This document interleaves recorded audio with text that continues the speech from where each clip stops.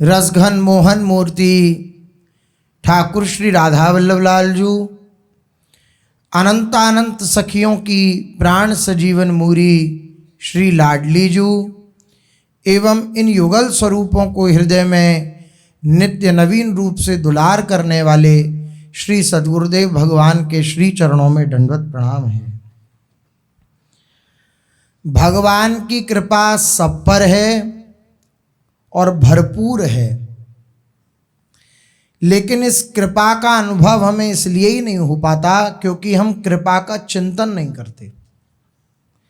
हम पर भगवान की अतिशय कृपा है, अतिशय उनकी भरपूर दया से परिपूर्ण कृपा है, लेकिन उस कृपा का अनुभव, जिस कृपा की महिमा बड़े बड़े महापुरुष जन अपने जीवन में देखते हैं और उसी कृपा का गुणगान करते हैं, उसी कृपा को हम अनुभव नहीं कर पाते और बल्कि वही कृपा हम पर है। पूज्य सद्गुरुदेव भगवान के वचन हैं, जैसा प्रेम जैसी कृपा श्री ठाकुर जी ने श्री मीरा जी पर करी, श्री नरसिंह जी पर करी, श्री प्रहलाद जी पर करी, श्री ध्रुव जी पर करी, वही कृपा हम पर है। लेकिन उन्होंने उस कृपा का चिंतन किया, उस कृपा को अंगीकार किया। हम ये नहीं कर पाते, हम इसमें फेल हो जाते हैं। हमें नित्य निरंतर प्रभु की कृपा का चिंतन करने का आदेश महापुरुषों से मिला है। अगर इस आदेश से जरा सा भी चूकेंगे तो हम क्लेशित होंगे, अशांत होंगे, हताश होंगे, हम उदासीन हो जाएंगे भगवत मार्ग से भी।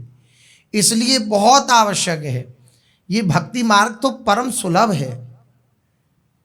हमें श्री जी की कितनी कृपा है हम सबके ऊपर कि हमें उनका मार्ग मिला है, हमें लाडली जू की तरफ बढ़ने का सौभाग्य प्राप्त हुआ है।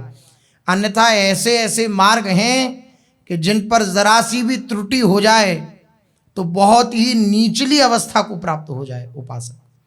ज्ञान के पंथ कृपाण की धारा, ज्ञान मार्ग, कर्म मार्ग, योग मार्ग, योग आदि हैं, आसन आदि, प्राणायाम आदि, वहाँ ये करना ही है। न करो तो वह जो उसका मूल सिद्धांत है वह लागू नहीं होगा जीवन पर, जब तक तब तक उसका सिद्धि प्राप्त नहीं होगी। इसलिए वह करना परमावश्यक है और बहुत सावधानी से करना परमावश्यक है। योग आदि जरा सी भी त्रुटि हो जाए तो विक्षिप्त हो सकता है, ऐसी स्थिति होती है योग मार्ग में। ज्ञान मार्ग, श्री तुलसीदास जी कह रहे हैं, कृपाण की धारा, दो धारी तलवार जैसे होती है ऐसे है ज्ञान मार्ग। लेकिन कितना सुलभ है ये भक्ति मार्ग। यहाँ केवल और केवल अपना कुछ ना बल मान करके, वहाँ बल चाहिए, अपने बल से ही चलता है, और यहाँ बल खत्म कर देना है, अपना कोई बल नहीं। आप जैसा चलाओ वैसा चल रहा हूँ, आपकी कृपा के भरोसे हूँ, इस बात से इस मार्ग पर चला जाता है तो कितना सुलभ है। लेकिन बलिहारी है भगवान की माया की कि भक्ति मार्ग के इतना सौलभ्य होने पर भी, सुलभ होने पर भी हमें ये मार्ग रुचता नहीं। अपना जो विषयों की प्रति आकर्षण है वे बिल्कुल वैसा का वैसा बना रहता है। पहली बात, कृपा का निरंतर चिंतन, कृपा का लाभ प्राप्त करने के लिए, कृपा का अनुभव करने के लिए कृपा का नित्य निरंतर चिंतन, और दूसरा है विषयों के प्रति अनादर बुद्धि। ये दो चीजें परमावश्यक हैं। कृपा का नित्य निरंतर चिंतन। अब प्रश्न उठे कि हमें तो नित्य निरंतर चिंतन हो नहीं रहा कृपा का, क्या कारण है? तो इसका कारण है विषयों के प्रति हमारी अभी अनादर बुद्धि नहीं हुई है, विषयों के प्रति आदर बुद्धि बनी हुई है। विषय ही सुख देने वाले हैं, वहीं हमें शांति मिलेगी, वहीं हमारे चित्त की, मन की जलन शांत हो सकती है। इस भगवत मार्ग में हमारे मन की जलन शांत नहीं होगी। ये जो वृत्ति है ये इस मार्ग का सुख नहीं लेने देती। इसलिए हम कैसी भी परिस्थिति में हों, हम कृपा के चिंतन में तत्पर रहें। ब्रह्मा जी ने जो श्लोक वर्णित किया, तत्तेनुकंपाम सुसमीक्षमाणो भुंजान एवात्म कृतम विपाकम, वहां ब्रह्मा जी ने एक बात कही है। वे कह रहे हैं जो कुछ प्रारब्ध अनुसार आ जाए, सुख या दुख, उसको प्रसन्नता पूर्वक जो स्वीकार कर लेता है, प्रसन्नता पूर्वक, और ये मानता है कि मेरे पर अत्यंत कृपा है, अत्यंत कृपा है, मैं कृपा में डूब रहा हूँ, मेरे पर भरपूर कृपा है, मेरे पर प्रभु ने मुझ पर अत्यंत एक अलग से कृपा करी है। बिल्कुल प्रभु और अपना संबंध ऐसा माने कि बिल्कुल प्राइवेट, हमारे और उनके बीच में कोई नहीं है, कोई तीसरा नहीं है। इतनी मुझ पर कृपा करी है, मुझ पे अलग से कृपा करी है, प्रभु की मुझ पर बहुत कृपा है। ऐसा अगर कोई सोचता रहता है, ऐसा स्मरण करता रहता है, तो केवल इस स्मरण का फल बता रहे हैं कि जैसे पिता की संपत्ति पुत्र को प्राप्त हो जाती है, ऐसे ही ये सारी वैभव जितना है भगवान का निज वैभव, वह उपासक को प्राप्त हो जाता है जो नित्य निरंतर कृपा का चिंतन करता रहता है। अगर हम कृपा का चिंतन नहीं कर रहे हैं, अर्थात हम विषय का चिंतन कर रहे हैं, और विषयों का चिंतन आदर बुद्धि से, इसमें दो बातें हैं। पूर्व कर्मानुसार स्वभावानुसार विषयों का चिंतन होता ही है, साधक हैं अपने जन, होगा ही, लेकिन अगर हमने उसमें आदर बुद्धि कर ली तो वो विषय चिंतन हमें परास्त कर देगा। और अगर घृणा बुद्धि रही, हृदय से चिंतन हो रहा है लेकिन छरछराहट हो रही है कि कहाँ प्रभु फिर फंसा रहे हो उधर ही, नाथ संभालो, आप संभालो, आपका दास कहा करके अब मैं इधर उधर भटकता डोलूं तो कितनी बिल्कुल गंदी बात है, हे नाथ संभालो। ये क्या हुआ? जब विषयों के प्रति अनादर बुद्धि हुई तब ऐसी वृत्ति जागृत हुई। अगर विषयों के प्रति आदर बुद्धि है, आदर बुद्धि में क्या होता है, कैसे पहचाने आदर बुद्धि है? रस आने लगता है उस चिंतन में। जिस चिंतन को छोड़ने के लिए, विषय चिंतन को छोड़ने के लिए इस मार्ग का अनुसरण किया, इस मार्ग पर आए, महापुरुषों की वार्ता को, महापुरुषों की वाणी को अपना जीवन बनाने के लिए इस मार्ग पर आए, जो विषयों, अब घृणा बुद्धि हुई होगी विषयों के प्रति कहीं ना कहीं सत्संग के प्रभाव से, तभी तो इस मार्ग पर पादार्पण हुआ। कहीं ना कहीं सत्संग के प्रभाव से हृदय में ये बात आई होगी कि संसार दुखालय है, ये घृणास्पद है, घृणित है। ऐसी बात जब हृदय में आई होगी तभी इस मार्ग पर पादार्पण हुआ। अब क्या होता है, ये वृत्ति शिथिल हो जाती है, और जो विषयों के प्रति घृणा भाव रखकर हम इस मार्ग पर आए थे, संसार स्वाद सुख बांत ज्यों, महापुरुषों ने वर्णन किया कैसा सुख है संसार का, बोले बांत, बांत अर्थात उल्टी। ऐसा ही संसार के विषयों के प्रति बुद्धि हो, ऐसी ही बुद्धि हो, ऐसा भाव रख करके ही उपासक इस मार्ग पर आता है। लेकिन मन की जलन को ना सहन करने पर वह उस वृत्ति को आदर देने लगता है। जिस वृत्ति को छोड़कर आया था उस वृत्ति को आदर देने लगता है कि सुख तो विषयों में ही है, क्योंकि भगवान का सुख, जब सारे कर्म संस्कार नष्ट हो जाते हैं और जब तक नित्य निरंतर तेल धारावत भगवान में नहीं लगा जाता, तब तक भगवान का सुख प्राप्त नहीं होता। पूर्ण रूपेण तन्मय होना पड़ता है भगवान के सुख की प्राप्ति के लिए, भगवत आनंद की प्राप्ति के लिए, तब उस सुख का अनुभव होता है। अब आप 10 मिनट चाहे तन्मय हो जाएं तो आपको 10 मिनट सुख मिलेगा, 11वें मिनट अगर आप विषय में चले जाएंगे तो भगवत आनंद का सुख नहीं मिलेगा। यही साधना है कि बार बार मन को हटा करके प्रभु के चरणों में लगाना। पूज्य सदगुरुदेव भगवान कल भी कह रहे थे, यही चतुरता है सबसे बड़ी, कि बार बार हटा करके अपने मन को नाम मंत्र में लगाना, यही सबसे बड़ी चतुरता है। राम ही भजे ते चतुर नर, वो सबसे बड़ा चतुर है जो अपने मन को बार बार हटा करके प्रभु के चिंतन में लगाए, यही साधना है। बोले लगता नहीं, तो पूज्य महाराज जी कहते हैं लगता तो सिद्धों का मन है, साधकों को तो लगाना पड़ता है। इसलिए कृपा के प्रति आदर बुद्धि, विषयों के प्रति आदर बुद्धि नहीं। बात यहां ये नहीं हो रही कि चिंतन नहीं होगा, भगवान की कृपा हो जाएगी तो कभी विषय अपना धावा नहीं बोलेंगे, ऐसा नहीं होगा। धावा बोलेंगे लेकिन अनादर बुद्धि होती है साधक की, वही साधक है, वह उसके प्रति आदर बुद्धि नहीं रखता। आदर बुद्धि अर्थात रस नहीं लेने लगता उस चिंतन में, वो तुरंत झटकता है अपने मन को, अरे क्या सोचते हो, राधा राधा रटो। नहीं मानता, मंत्र जप करता है फिर भी मन नहीं मानता तो कीर्तन, पूज्य महाराज श्री उपाय बताते हैं, खूब जोर जोर से कीर्तन करे तो जितनी भी मन की जो शांति में बाधा उत्पन्न करने वाली वृत्तियां हैं मन की, वे सब नष्ट हो जाएंगी, केवल जोर जोर से कीर्तन करने लगे। अब हम इन सब बातों को स्वीकार न करें और अपनी एक मान्यता हृदय में दृढ़ करके रखें कि विषयों में ही सुख है, तो चाहे ब्रह्मा के समान गुरुदेव भी हो जाएं, अर्थात वैसी चतुरता हो जाए, तब भी वो उपासक कभी इस संसार के कुचक्र को छोड़ करके प्रभु की दिव्य सन्निधि को प्राप्त नहीं कर सकता। दो बात कृपा का अनुभव करने के लिए, कृपा हम पर है, पहले तो ये स्वीकार करें, कृपा सब पर है, पहले ये स्वीकार करें, फिर कृपा का अगर सब पर है तो हमें अनुभव क्यों नहीं हो रहा। तो दो बातें, एक तो हम कृपा का चिंतन नहीं करते, और दूसरा कृपा का चिंतन हम इसलिए नहीं कर पाते क्योंकि हम विषयों के प्रति अनादर बुद्धि नहीं करते, उनके प्रति आदर बुद्धि किए रहते हैं। हम बार बार प्रभु के चरणों में लौटें, बार बार ये बात श्री जी कहलवाती हैं, बार बार प्रार्थना की जाती है, सबसे बढ़िया साधन है। जब कोई भी वृत्ति परेशान करे, मन उछटे, मन परेशान हो, तो अपने कुटिया बिहारी सरकार के सामने बैठ जाओ, बैठ जाओ, बस उनकी तरफ निहारो। कोई और साधन ना हो आपके पास, अगर हो भी तो उसे साइड में रख दो। आपके मन को प्रसन्न करने के लिए कोई और साधन ना हो, मोबाइल आदि, और उसको साइड में, अपने जो ठाकुर जी विराजमान है, श्री जी विराजमान है अपनी कुटिया में, वहीं कुटिया में सिंहासन के सामने बस बैठ जाओ, और बैठकर रोने का मन करे तो रो, और नहीं करे तो बस मुस्कुराओ उनके सामने बैठकर। आप देखेंगे कि आप मुस्कुराते हुए रोने लगेंगे।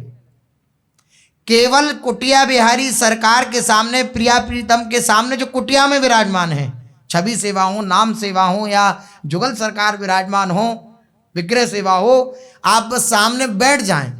रोने का मन हो तो उनके सामने रो लें, अगर रोने का मन ना हो तो उनके सामने बैठ के बस मुझे देख लो। यद्यपि कहना कुछ नहीं है, लेकिन मन करे कि कहने का कुछ वार्ता हो जाए, तो देख लो नाथ, आपका कहा करके भी इतना सौभाग्य मुझे प्राप्त हुआ कि सब संसार छुड़ा करके गुरुदेव ने आपके चरणों में मुझे लगाया। देखो फिर भी चित्त की ऐसी वृत्ति है, आप संभाल लो ना, आप कृपा करो ना। आपकी क्या मुझ पर कृपा नहीं है? तो उसी क्षण, मैं आपको सच्ची कहता हूं, उसी क्षण आपके जीवन में एक नवीन उत्साह का प्रादुर्भाव होगा। उसी क्षण फिर 1 घंटे बाद ऐसी स्थिति हो, फिर बैठ जाओ, अपने घर के ठाकुर हैं। ऐसा भी भाव नहीं कि भाई राजभोग का पर्दा लग गया, अपने कुटिया बिहारी की बात हो रही है, अपनी कुटिया में जो विराजमान है, अब कैसे उन्हें ना ना, आपकी शरण में आए हैं, जय बार हमें परेशानी होगी तय बार आपको परेशान करेंगे हम, बिल्कुल अपनेपन के साथ। देखो संभालो, आप सो रहे हो लेकिन अब राजभोग की आरती हो गई है, लेकिन देखो देखो चित्त की क्या स्थिति हो रही है, संभालो संभालो संभालो, कृपा करो। तो वो इतने रिझवार हैं, इतने कृपालु हैं, वो उस उपासक के प्रति अत्यंत उत्साहित हो जाते हैं और वात्सल्य से भर जाते हैं। वह क्यों भर जाते हैं? वो सोचते हैं ये कहीं नहीं गया, इसने कोई भी आश्रय ग्रहण नहीं करा अपनी मन की जलन को शांत करने के लिए, ये मेरे से कह रहा है, ये मेरे प्रति आ रहा है, ये मेरे प्रति झुकाव कर रहा है। तो वो बहुत जल्दी तत्पर हो जाते हैं कि कैसे इसके मन को प्रसन्न करूं, कैसे इसके मन को आह्लादित करूं मैं।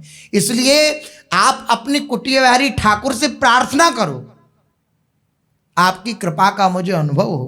पीछे भी अपने लोग चर्चा श्रवण करी थी, श्री राधा बाबा जी महाराज, वो बार बार श्री ठाकुर जी से प्रार्थना करते हैं, प्रभु आपके अस्तित्व पर मुझे विश्वास हो जाए, आप हो ऐसा मुझे विश्वास हो जाए। ऐसा विश्वास हमें नहीं है, तभी हम विक्षिप्त होते हैं, क्लेशित होते हैं। हमें पूर्ण विश्वास हो जाए, प्रभु हैं, मेरे लिए हैं, इसी समय हैं, इसी क्षण हैं, और मेरे लिए तत्पर हैं कृपा करने के लिए, ऐसा हम विश्वास करें हृदय से। तो आप सच मानिए, इस प्रार्थना का इतना बड़ा चमत्कार होगा कि एक नवीन उत्साह मार्ग पर चलने का आपको मिलेगा, नवीन उत्साह मिलेगा। आप जिस बात से क्लेशित होंगे ना, तो आप खूब फपक फपक कर रोएंगे कि आपकी कितनी कृपा है प्रभु, आपने मुझे ये मार्ग दिया। जहां मन ये सिखा रहा था कि कहां फंस गए। केवल प्रभु के सामने बैठकर अपनी कुटिया में अपने प्रभु के सामने बैठकर आपने उनसे दो वार्ता कर ली, वही मन रो रो कर कहेगा कि प्रभु निहाल कर दिया, आपने अपना मार्ग मुझे प्रदान कर दिया। इसलिए सबसे बड़ी बात प्रार्थना है, हम प्रार्थना करें, सबसे बड़ी बात है। तुमरो दास कहाई के पुनि पुनि विषयी होए, बुरो लगत नहीं आपको बड़ो अचंभो मोए।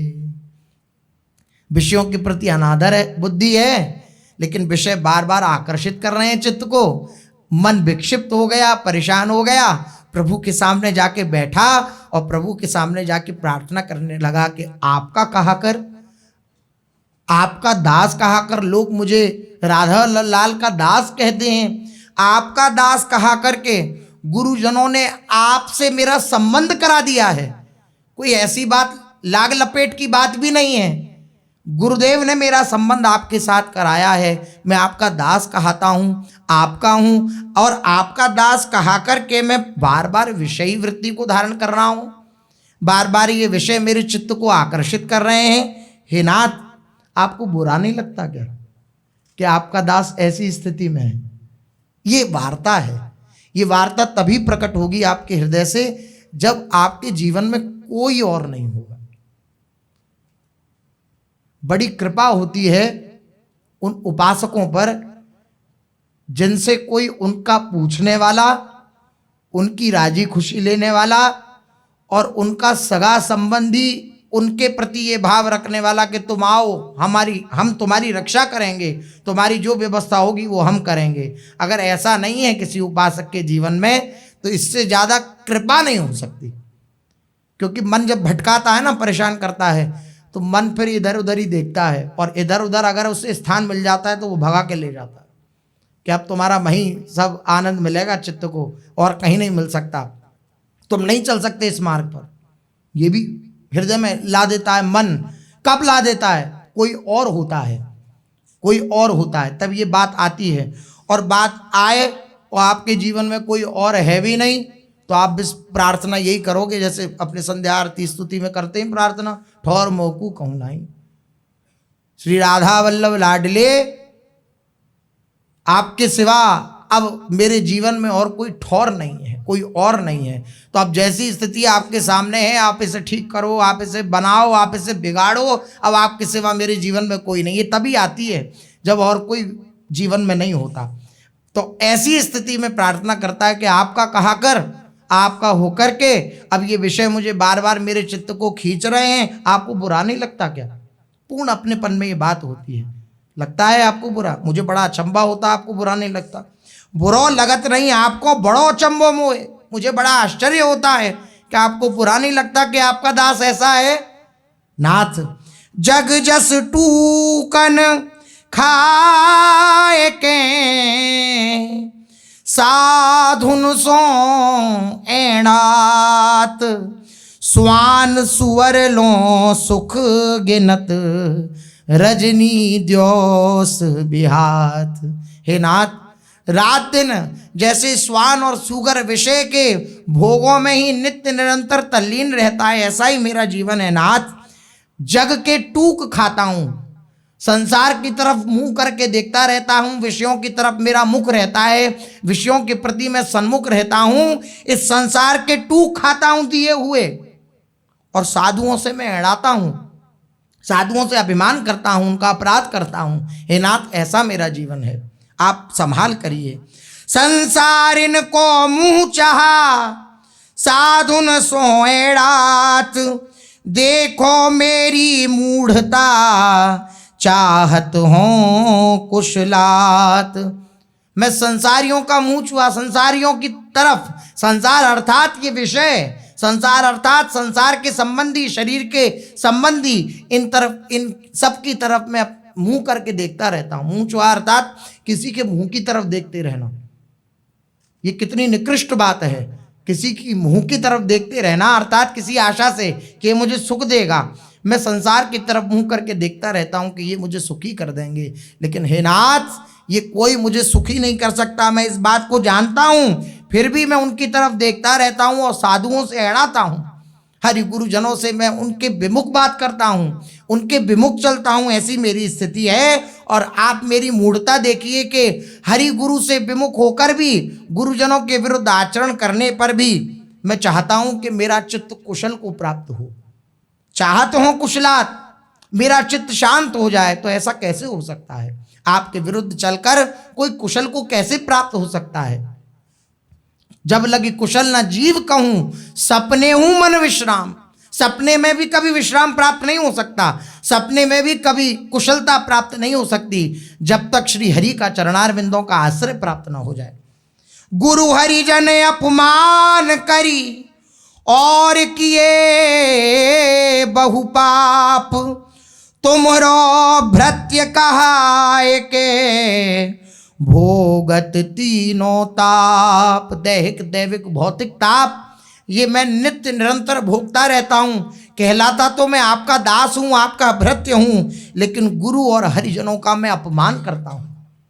गुरु और हरिजनों का अपमान, उनकी आज्ञा की अवहेलना, यही उनका अपमान है। पूज्य सदगुरुदेव भगवान के श्रीमुख से सुना है, एक गुरुदेव ने चरण सेवा कर रहा था शिष्य, तो गुरुदेव ने कहा कि आप अपने पैरों से हमारे चरणों को दबाओ, बहुत पीड़ा हो रही है चरणों में। तो बोले, अरे गुरुदेव आपका श्री अंग और मैं उस पर अपने चरण पधरा दूं, ऐसा कैसे हो सकता है? तो गुरुदेव ने कहा कि वाणी पर चरण का प्रहार कर दिया तो अब शरीर की तो बात ही क्या है, तुमने हमारी आज्ञा का उल्लंघन कर दिया, अब क्या बात इसमें, इससे निकृष्ट बात क्या रही? इसी तरह कह रहे हैं महापुरुषजन कि गुरु हरिजन अपमान करिए। गुरु और हरिजनों का मैं अपमान करता हूं। अपमान अर्थात उनकी आज्ञा का पालन नहीं करता और बहुत से पाप करता हूं उनकी आज्ञा के विरुद्ध, अर्थात आज्ञा के विरुद्ध चलने से मेरी बुद्धि खराब हो जाती है, भ्रष्ट हो जाती है, सतमार्ग जो है उसकी तरफ नहीं चल पाती, तो मेरे से बहुत से पाप बनते हैं। और तुमरो व्रत कहा है कि भोगत तीनों ताप। आपका दास कहा कर ऐसी दिव्य शरणागति को प्राप्त करके भी मैं तीनों तापों को भोग रहा हूं। कारण क्या है? हरि और गुरुजनों के प्रति मेरी अनादर बुद्धि। तुमरो स्वजन कहाए के विषय न सोरति होए, एते पे सलज नहीं यह आचरज मोए। कैसी बात कह रहे हैं महापुरुषन? कह रहे हैं आपका स्वजन कहलाकर, स्वजन संबंधी है हमारे प्रभु, हमारे गुरुदेव ने उनसे संबंध कराया है, हमारे अपने हैं प्रभु, और आपका कहा करके मैंने विषयों के प्रति रति कर रखी है, आदर बुद्धि कर रखी है। तुमरो स्वजन कहाए के विषयन सो रति होए, विषयों से मेरी रति है, एते ऊपे सलज नहीं, मेरे को लज्जा नहीं है इस बात की, पश्चाताप नहीं है कि मैं विषयों के प्रति आदर बुद्धि किए हुए हूं। यह आचरज मोह है। ये मुझे बड़ा आश्चर्य है कि ऐसी कृपा मुझे प्राप्त हो गई, तब भी मेरे हृदय में अपनी अवस्था को देखकर लज्जा नहीं है, मैं लज्जित नहीं हो रहा, और बार बार उन विषयों के प्रति आदर बुद्धि करके मेरे हृदय में इस बात का बड़ा आश्चर्य है कि मैं आपका अपमान कर देता हूं। जहां बसी अरजे साधुजन राधाधव सेवित, तेहि वन बसी अपराध बहु हाय कमायो चित्त। मुझे बड़ा आश्चर्य होता है कि जिस वृंदावन में वास करके, जहां बसी अर्जे साधुजन, जहां साधुजनों ने वास करके जिस श्री वृंदावन धाम में श्री प्रिया प्रीतम रूपी धन का अर्जन किया, जहां बसी अर्जे साधुजन राधाधव से वित्त, राधाधव, राधा और माधव ये दिव्य धन है, परम धन है। इस धन का जिस वृंदावन में बसकर सब साधु पुरुषों ने अर्जित किया इस धन को, उस वन में मैं बसता हूं, लेकिन मैं बहुत से अपराध करता हूं, श्री प्रियालाल का चिंतन नहीं करता। हाय कमाए और चित्त, धिक्कार है मेरे जीवन पर कि मैं प्रियालाल का चिंतन नहीं करता। सुख चाहत दुख ही मिलत तो न भयो विराग, संत शरण बन राज बसी देखो महाभाग, मेरा महाअभाग्य देखिए कि सुख चाहत, मैं संसार से सुख चाहता हूं लेकिन बदले में मुझे दुख ही मिलता है। लेकिन ये मिलने के बाद भी मेरी वृत्ति देखिए, मैं वहां से वैराग्य को प्राप्त नहीं होता बल्कि और आकर्षित होता रहता हूं कि अब नहीं मिला तो शायद अब मिल जाएगा, अब सुख नहीं मिला तो शायद इसके बाद मिल जाएगा। ये जो चाह है, ये जो वृत्ति है, ये जो आशा है, ये मुझे आपकी तरफ बढ़ने नहीं दे रही। मैं वृंदावन वास कर रहा हूं, संतों की शरण में रह रहा हूं, संत शरण बनराज बसी, देखो महाअभाग, मेरा महाअभाग्य देखिए, आपकी शरण में रह रहा हूं, कैसा मेरा अभाग्य है। संतों की शरण मुझे मिली लेकिन मैं संसार में सुख को खोज रहा हूं और प्रभु की तरफ नहीं बढ़ रहा हूं। ऐसी मेरी चित्त की वृत्ति है। हम ऐसी प्रार्थना करें। हमें कृपा का अनुभव नहीं हो रहा तो हम कृपा का नित्य निरंतर चिंतन करें। कृपा का नित्य निरंतर चिंतन नहीं हो रहा तो विषयों के प्रति अनादर बुद्धि करें, आदर बुद्धि ना करें। इस बात की सावधानी हमें रखनी पड़ेगी, बिल्कुल रखनी पड़ेगी। हम चाहे आज रख लें, चाहे कल रख लें, चाहे वर्षों बाद रखें, चाहे युगों बाद रखें, चाहे जन्मों बाद रखें, ये हमें रखना ही पड़ेगा ये सावधानी कि हमें विषयों के प्रति घृणास्पद भाव होना चाहिए। अलम विषय वार्तया नरक कोटि भी भत्सया, नरक से भी घृणित है विषय वार्ता, ऐसी भावना रखनी पड़ेगी। महाप्रभु जी का आदेश है, अलम विषय वार्तया नरक कोटि भी भत्सया, वृथा श्रुति कथाश्रमोवत विभेमि कैवल्यता, ये आगे की बात है। लेकिन पहले अलम विषय वार्तया, ऐसा हमें मानना पड़ेगा और मानकर हम जानेंगे कि विषय घृणास्पद हैं। पहले ये मान लें, संतों की वाणी को श्रवण करके इस बात को हृदय से स्वीकार कर लें कि अगर संत जन कह रहे हैं अपने अनुभव से कि ये विषय घृणास्पद हैं तो वे हैं। और अगर आप ऐसा देखते हैं कि बार बार हार रहे हैं तो आपसे प्रार्थना है कहीं और न देखें। हारते हुए भी प्रभु के चरणों में बार बार लौटते रहें कि अब हारा भी हूं तो भी आपका हूं, जीता हूं तो आपका हूं, अब जीत तुम्हारे हाथों में, अब हार तुम्हारे हाथों में, अब सौंप दिया इस जीवन का सब भार तुम्हारे हाथों में, सारा भार आपके चरणों में समर्पित है। जीत में भी मैं आपकी जय जयकार करूंगा और हार में भी मैं आपकी जय जयकार करूंगा। ये बात जरूर हृदय में रखें। ऐसी स्थिति होगी तो प्रभु प्रतिक्षण, जैसे माता बालक की रक्षा करती रहती है प्रतिक्षण, अपने हाथ पसार कर, हाथ फैलाकर, ऐसे प्रभु ऐसे भक्त की रक्षा, ऐसे उपासक की रक्षा प्रतिक्षण करते रहते हैं, बिना विलंब के करते रहते हैं। चलते हैं रसिकों के आश्रय का, रसिकों के संबंध का कैसा फल प्राप्त होता है।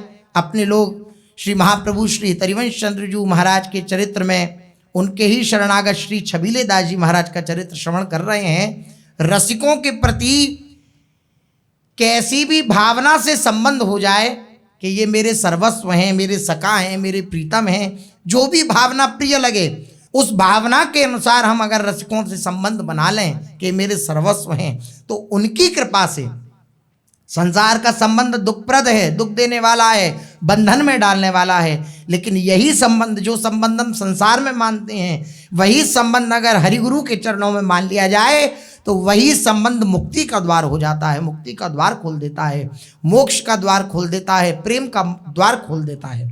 श्री छबीले दास जी महाराज श्री महाप्रभु श्री हरिवंश चंद्र जी महाराज को अपना सखा मानते हैं, बाल सखा भी हैं, बालकपन से ही महाप्रभु जी के साथ खेले हैं। नवरंगी लाल जी महाराज जो श्री महाप्रभु जी ने प्रकट किए, उन नवरंगी लाल जी महाराज को श्री छबीले दास जी पान का बीड़ा देते हैं, रोज भोग में पधराते हैं, पान बीड़ा की सेवा है। श्री महाप्रभु जी जब वृंदावन आ गए तो इनके हृदय में विकलता हुई कि श्री महाप्रभु जी का दर्शन करूं, मैं उनके बिना, हित महाप्रभु के बिना रह नहीं सकता। ये वृंदावन के लिए आए और वृंदावन आकर श्री महाप्रभु जी के दर्शन किए, हित महाप्रभु के दर्शन किए और दर्शन करके उनसे प्रार्थना करी कि आपने जैसे और भी अपने आश्रित जनों को श्री प्रियालाल का साक्षात्कार कराया है, मैं तो आपका सखा भी हूँ और साथ साथ अब मैं आपका चरणाश्रित भी हूँ, आपके चरणों के सिवा और कोई मेरे लिए स्थान नहीं है। ऐसी भावना लेकर मैं आपके चरणों में पड़ा हूँ, तो मैं आपका सखा भी हूँ और आपका चरणाश्रित भी हूँ। क्या मुझ पर कृपा नहीं होगी आपकी कि वह युगल सरकार की दिव्य छवि जिस छवि को देखकर बड़े बड़े रसिक जन नित्य निरंतर उस लीला चिंतन में डूबे रहते हैं, उस लीला का दर्शन, उस युगल छवि का दर्शन क्या मेरे भाग्य में नहीं है? क्या मैं इतना भागा हूँ? आप कृपा कर दो तो सबके लिए सुलभ हो गया। तो मैं तो आपका सखा हूँ, चरणाश्रित हूँ, आप कृपा करिए, मेरे पे भी कृपा करिए, युगल सरकार के दर्शन हों। आचार्य चरण ने छबीले दास जी के सिर पर सस्नेह हाथ फिराया और मृदु मुस्कान से पूरित होकर श्री महाप्रभु जी बोले, अरे भैया तू तो अपनों है। ये सार बात होती है। कोई महापुरुष हमें अपना कहकर संबोधित कर दे कि तुम तो अपने हो, तुम तो मेरे मित्र हो, या तुम हमें अपना मित्र स्वीकार कर लो, ऐसा कोई कर दे ना, श्री प्रभु के ऊपर, भगवान के ऊपर और अधिक जिम्मेदारी आ जाती है फिर उस उपासक के कल्याण की, कि अब किसी महापुरुष ने इसे स्वीकार कर लिया है, इसलिए अब इसका पतन नहीं होना चाहिए, ये भटकना नहीं चाहिए, ये आगे ही बढ़े रहना चाहिए, क्योंकि किसी महापुरुष ने इसे स्वीकार कर लिया है। इसलिए रेमन रसिकन संग बिन रंच न उपजय प्रेम। रंच मात्र भी प्रेम प्रकट नहीं हो सकता अगर रसिकों का संग नहीं है, क्योंकि रसिकजन स्वीकार करते हैं, और रसिकजन जिसे स्वीकार कर लेते हैं उन्हें प्रभु को स्वीकार करना ही पड़ता है, प्रभु उन्हें स्वीकार करते ही हैं। इसलिए रसिकों की बड़ी महिमा है, रसिकों के संग की बड़ी महिमा है। रसिकन की सत्संगति दीजिए,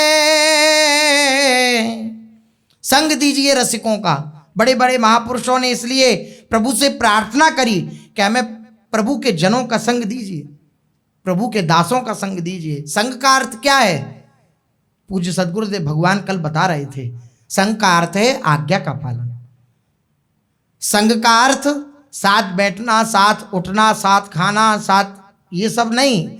संग का ये एक अंग है संग का, लेकिन पूर्ण संग यही है कि हम उनकी आज्ञा में अपना जीवन बना लें, ये पूर्ण संग है। पूज्य सद्गुरुदेव भगवान कहते हैं, आप लोगों ने श्रवण किया होगा कि अपने गुरुदेव के लिए, बड़े महाराज जी के लिए, कि गुरुदेव सदा मानस पटल पर विराजमान रहते हैं, यहाँ छाए रहते हैं। क्या, कैसे छाए रहते हैं? नाम रूप में, मंत्र रूप में।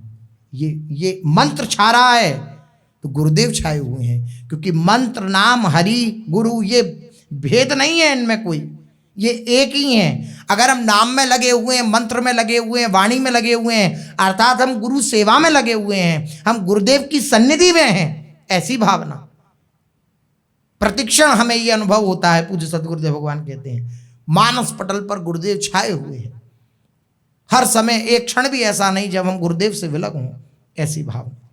इसलिए बड़े बड़े महापुरुषों ने ऐसे संग की याचना करी है रसिकों के।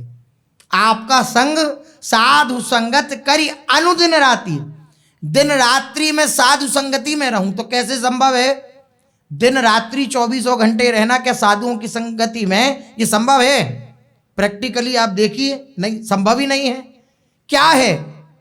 24 घंटे साधु संगति में, गुरु संगति में रहने का अभिप्राय है उनकी आज्ञा में रहना। ऐसे संग की याचना महापुरुषों ने करी है। ऐसे संग से ही प्रियालाल की दिव्य छटा का दर्शन होता है। रसिकन की सत्संगति दीजे, जासो विमल भाव उर आवे, हियो प्रेम रस भीजे। सब अंतर की बात हो रही है। जासो विमल भाव कहाँ आवे? उर आवे। हृदय में विमल भाव का प्रादुर्भाव हो जाए हरिजन गुरुजनों की आज्ञा के पालन से, और हियो प्रेम रस बीजे। हृदय हमारा क्या हो? ऐसी संगति अगर हम रसिकों की करें तो प्रेम रस से भीज जाए हमारा हृदय। तन मन धन पदू परवारिय, अपना कुछ कहलाने लायक ना रहे, न तन मेरा हो न मन मेरा हो। जिसको हमने अपना मान रखा है वे सारे संबंध हमारे हरि गुरु से हो जाएं, ऐसी संगति हो। तन मन धन, अब तन हमने गुरुदेव को दे दिया, मन गुरुदेव को दे दिया, तो किसी को दी हुई वस्तु पर क्या अब हमारा अधिकार रह गया? अब इसके प्रति अनुकूलता हो या प्रतिकूलता हो तो इस पर क्या हमारा प्रश्न होना चाहिए? बोले ये तो बहुत बड़ी स्थिति है। सही बात है, बहुत बड़ी स्थिति है। कब तक बड़ी स्थिति है? जब तक दिया नहीं। अगर हमने चिंता करी अपने तन की, अपने मन की, अर्थात हमने दिया नहीं, हमारी फिर क्या शरणागति अगर हमें अपनी चिंता होने लगे? कलंक है शरणागति में, कलंक है अपनी चिंता करना।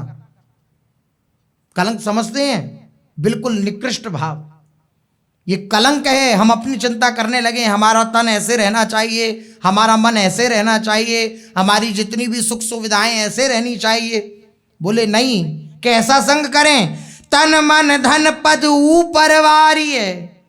अपना सर्वस्व हरि गुरु के चरणों में पूर्ण रूपेण वार दिया। नित नित सेवा कीजिए। जियोगे कैसे फिर? बोले नित्य निरंतर उनकी सेवा करके, उनकी परिचर्या करके।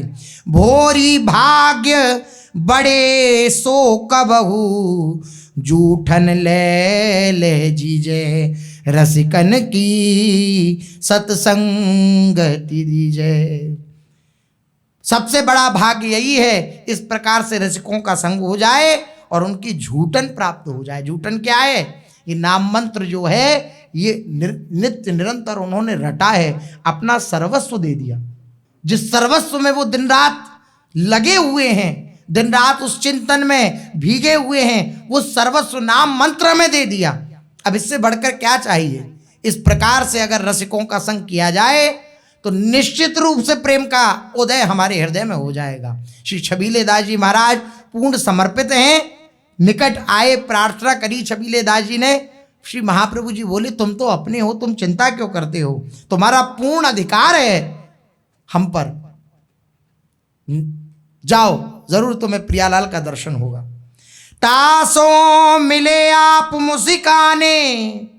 और जब ऐसी भावना देखी, अभी तक सखा भाव था, लेकिन अब आश्रय दाता हो गए महाप्रभु जी छबीले दास जी के लिए। जब समर्पण वृत्ति देखी, देखो सखा भाव था अर्जुन का श्री कृष्ण के प्रति, लेकिन तब तक अपने हृदय की बात श्री कृष्ण नहीं बतला रहे हैं जब तक शिष्यत्व स्वीकार नहीं किया। जब कह दिया अर्जुन ने कि मैं कार्पण्य दोष से बिल्कुल युक्त हो चुका हूं और शिष्यस्ते हम शादिमाम त्वाम प्रपन्नम, आप मुझे अपना शिष्य स्वीकार करिए, तब प्रभु ने फिर अपनी बात कहना प्रारंभ किया। इसी प्रकार जब छबीले दास जी महाराज, अभी तक सका भाव है, लेकिन जब ये कह दिया आपके चरणाश्रित हूं, तो मंत्र दियो भव भय भ्रम भाने। श्री छबीले दास जी ने श्री महाप्रभु जी के प्रति गुरु भाव प्रकट किया। तब श्री महाप्रभु जी ने श्री छबीले दास जी को नितांत आर्त देखकर, कि अत्यंत दैन्य हैं और आर्त हैं, हिताचार्य ने उसी समय मंत्र दान देकर, निज मंत्र देकर के अंतःकरण उनका परिमार्जित किया। अब तो छबीले दास जी को जैसे कोई पुरातन स्मृति जागृत हो गई हो। बिल्कुल ऐसा ही अर्जुन जी के साथ हुआ। अंत में जब गीता का विश्राम हो रहा है तो बोले क्या प्राप्त हुआ अर्जुन तुम्हें? बोले मुझे स्मृति प्राप्त हुई। नष्टो मोहा स्मृतिर्लब्ध्वा तत्प्रसादान मयाच्युतः। हे अच्युत, आपकी कृपा से मेरा मोह नष्ट हो गया। मोह क्या? जिस संसार को मैं अपना मानता था कि ये मेरे हैं, जिनसे मैं युद्ध कर रहा हूं ये मेरे हैं, ये जो मैं मानता था, ये मोह नष्ट हो गया और स्मृति जागृत हो गई कि एक परम तत्व ही सर्वत्र विराजमान है। ये स्मृति जागृत हो गई, आप मेरे हो, ये स्मृति जागृत हो गई। इसी प्रकार छबीले दास जी को जैसे कोई पुरातन स्मृति जागृत हो गई हो मंत्र मिलते ही। बचन रचन करी सींचो हियो, मिलतई अधिकारी कर लियो, ताही कही मंडल हुए आवऊ, तब तुम प्रभु को दर्शन पावऊ। अब अधिकाधिक श्री छबीले दास जी महाराज आकुल रहने लगे। मंत्र प्राप्त हो गया। मंत्र के प्रभाव से जितने भी कलुष थे चित्त के, उन सब का परिमार्जन हुआ और श्री प्रियालाल के प्रति दिव्य हृदय में व्याकुलता उत्पन्न हो गई कि कब लाडली जो मुझे मिलेंगी, कब लाडली जो मेरे को दर्शन देंगी। कह रहे हैं महापुरुष जन, वे दर्शनों के लिए अधिकाधिक आकुल होने लगे। यही दर्शनों की योग्यता है। प्रियालाल के दर्शन की योग्यता क्या है? अत्यंत आकुलता। प्रियालाल के लिए अत्यंत विरह जागृत होता है, उनके बिना रहा ना जाए। लट सम्हारत लाडली आवो कभू, मेरो मन हसी बांधी ले जावो कभू। दिन बहुत तुम बिनु जियत बीते प्रिया, यह निलजता मेटी मुस्कावो कभू। नयन प्यासे देखिबे तरसत विकल, माधुरी पीयूष बरसावो कभू। मेरो मन मचलत तुम्हें दृग देखिबे, ये दीवानो अपनो समझावो कभू। टेर द्वारे पे करत बीत्यो जन्म, अब तो करुणा सिंधु उठी धावो कभू। तेरो तन मन भेंट मृदु मुस्कान की, आई के यह मोल निबटावो कभू। जो पहिए की ताप झूठ ही हो कहत, पग हृदय धरी मोहि सरसावो कभू। हो बिकी हरिवंश हित के नाम पे, भोरी हित गही बाह अपनावो कभू। लट समारत लाडली आवो कभू, मेरो मन हंसी बांधी ले जावो कभू। श्री छबीले दास जी विकल हैं और विकल होकर श्री प्यारी जू से प्रार्थना कर रहे हैं, लाडली जू क्या ऐसा कभी सौभाग्य मेरे जीवन में होगा कि आप अपनी लट संभालते हुए मेरे समीप आएंगी, मेरे नज़दीक आएंगी और मेरा जो मन है उसको हंस कर के अपनी मुस्कुराहट से बांध करके ले जाएंगी। आपके लिए कोई ये परिश्रम की बात नहीं है। अबही पंगु भई मन की गति बिन उद्यम अनियास, तब की कहा कहूँ जब प्रिय प्रति चाहत भ्रिकुटी विलास। देखो माई अबला के बलरासी, अति गजमत निरंकुश मोहन निरखी बंधे लट पासी। लाडली जू की एक लट छूट गई, उस लट को देख करके उस लट में लालजू का मन उलझ गया। लालजू का मन कितनी बड़ी बात है, और वो लाडली जू आपने बिना श्रम के उस मन को खींच लिया। तो हमारा मन तो क्या ही है, भुनगा है। आप आ जाएंगी, अपनी लट को संवार लेंगी और मेरे मन को बांध करके अपने साथ ले जाएंगी। इसमें आपको कोई परिश्रम नहीं लगेगा लाडली जू। आप कृपा करो, बहुत दिन हो गए हैं लाडली जू, अब समय निकट आ रहा है, अंतिम समय निकट आ रहा है, पता नहीं कब प्राण छूट जाएं। आप कृपा करो, ये जीवन व्यर्थ ना चला जाए। हे लाडली जू, ये निलजता मेरी जो है इसको मेटो और आप मुस्कुराकर मुझे अंगीकार करो, स्वीकार करो। मेरे नेत्र सदा आपके दर्शन के लिए प्यासे रहते हैं, आपको देखने के लिए विकल रहते हैं, तरसते रहते हैं। इन विकल नेत्रों को, इन प्यासे नेत्रों को आपका जो ये रूपामृत है, इस अमृत की वर्षा करो और मेरे हृदय की प्यास को बुझा दो, मेरे नेत्रों की प्यास को बुझा दो। मेरा मन लाडली जू सदा मचलता रहता है इन नेत्रों से आपको देखने के लिए। ये दीवाना जो है आपका, ये पागल है आपका। एक बात को उसी को वो ऐसा ही मैं आपका पागल हूं। श्री हरि गुरु ने मंत्र नाम दिया, बस वही मेरे चित्त में घूमता रहता है। मैं आपका पागल हूं, आपका दीवाना हूं। आप आओ और जैसे पागल आदमी को कोई समझाता है, ऐसी लाडली जू मैं आपका पागल हूं, दीवाना हूं। ये दीवाना अपनो समझाओ कबू, आओ और मुझे समझाओ। क्या समझाओ? कि मैं तेरी ही हूं, तू चिंता क्यों करता है, मैं तो सदा सदा से तेरी हूं, देख मैं तेरी सखी हूं। ऐसा कहकर आप संबोधित कर दो, आप मुझे समझा दो आकर लाडली जू। तेरे द्वारे पे करत बीत्यो जन्म, मेरा पूरा जीवन बीत गया आपके द्वार पर टेरते टेरते, चिल्लाते चिल्लाते, लाडली जू मिल जाओ, लाडली जू मिल जाओ। अब तो आप करुणा की सिंधु हैं, करुणा की सिंधु हैं। अब तो आप आकर के आओ और मुझे उठा करके अपने गले से लगाओ, जल्दी से आ जाओ लाडली जू। तेरो तन मन भेंट मृदु मुस्कान की, आई के यह मोल निबटावो कबू। और आपको ऐसा लगता हो जो पे ही है कि ताप झूठ ही हो कहत, आपको लगता हो मैं झूठ कहता हूं, आपको ऐसा लगता हो कि मैं जो अपने हृदय का ताप वर्णन कर रहा हूं, मेरा जो हृदय जल रहा है, इस बात को मैं झूठ कहता हूं, तो आप आओ और अपने चरणों को मेरे हृदय पर पधरा के देखो मेरा हृदय कितना जल रहा है आपके वियोग में। लाडी जू आप कृपा करो, पग हृदय धरी मोहि सरसावो कबू। आप आओ, देखो मेरा हृदय कितना जल रहा है। मैं हरिवंश चंद्रजू के नाम पर बिक गई हूँ, मेरे सर्वस्व है हरिवंश चंद्रजू। और मैंने सुना है कि हरिवंश चंद्रजू का जो आश्रय ग्रहण कर लेता है उसे आप निश्चित मिलते हो। इसलिए लाडली जू, हे युगल सरकार, आप मुझ पर कृपा करो। ऐसे नित्य निरंतर विकल रहते छबीले दास जी। श्री हिज्जू ने इनकी अकुलाहट देखी, इनकी विकलता देखी। हरि गुरु की सदा दृष्टि रहती है हमारे ऊपर।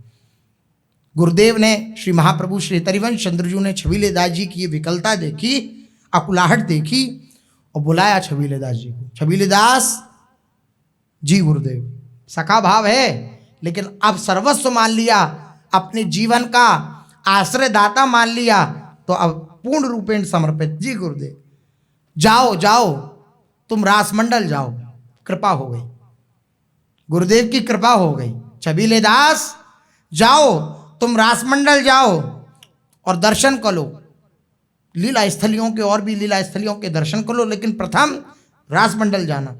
गुरु समरति काल रास दरसायो वन भल। समर्थ गुरुदेव ने अपने शिष्य से कहा, छबीले दास जाओ रासमंडल का दर्शन करो। श्री हरिवंश चंद्रजू ने इन्हें अपने एक सेवक के साथ रासमंडल को दिखा लाने के लिए भेजा, छबीले दास जी को और एक सेवक को, कि जाओ इनको रासमंडल के दर्शन करा के लाओ। अब गुरु का संकल्प, इनके हृदय की विकलता और फिर गुरुदेव का संकल्प, गुरुदेव की हृदय की बात, उनके हृदय की द्रवण क्रिया हुई, द्रवित हुआ उनका हृदय और गुरुदेव ने किया जाओ, इसमें पथ प्रदर्शित कर दिया, जाओ, सेवक को साथ भेज दिया। और गुरुदेव के संकल्प से क्या हुआ, छबीले दास जी अभी रासमंडल पर पहुंचे भी नहीं हैं, तभी इनके कानों में सुनाई देने लगा, आई दूर ते धुनी उन सुनी, ताल मृदंग मुरली का धुनी। श्री महाप्रभु जी की कृपा हो गई छबीले दास जी के ऊपर। रासमंडल अभी पहुंचे भी नहीं हैं, उससे पूर्व ही रास मंडल पे श्री प्रियालाल का जो नृत्य हो रहा है, उस नृत्य की, वाद्य यंत्रों की, मुरली की धुन, श्री जी के पायलों की झनकार श्री छबीले दास जी के कंठ रंध्रों में प्रवेश कर गई। वे चिन्मय पूरी जो वाणी है और मृदंग की शब्द है, जो मृदंग का जो श्री प्रियाजू के नूपुरों की धुन है, अनेक मंत्र नाद मंज नूपुरार अवस खलत। श्री प्रियाजू के नूपुर कैसे हैं, अनेक अनेक मंत्रों का प्रादुर्भाव होता रहता है श्री प्रियाजू के नूपुरों से।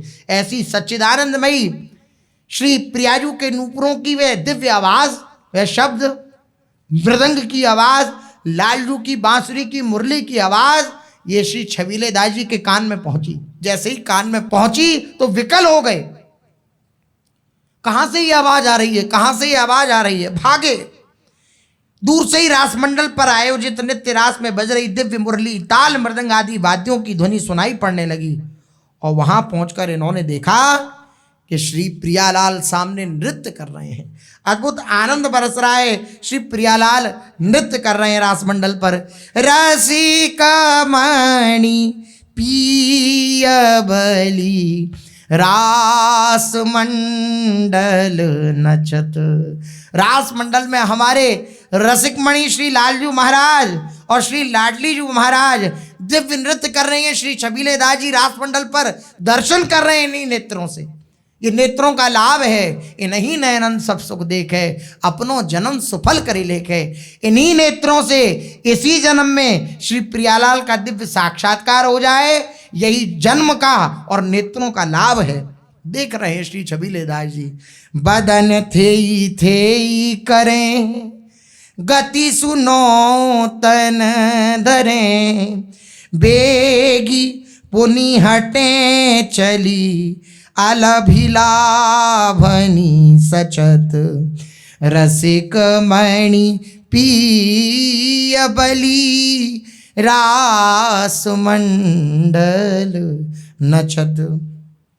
थे मुख से उच्चारण कर रहे हैं श्री युगल सरकार और नई नई गति ले रहे हैं। गति सुनौतन धरे, नई नई गति जो ना कभी देखी कहीं ना सुनी कहीं, ऐसी नवीन नवीन गति रासमंडल पर नृत्य करते हुए श्री प्रियालाल ले रहे हैं।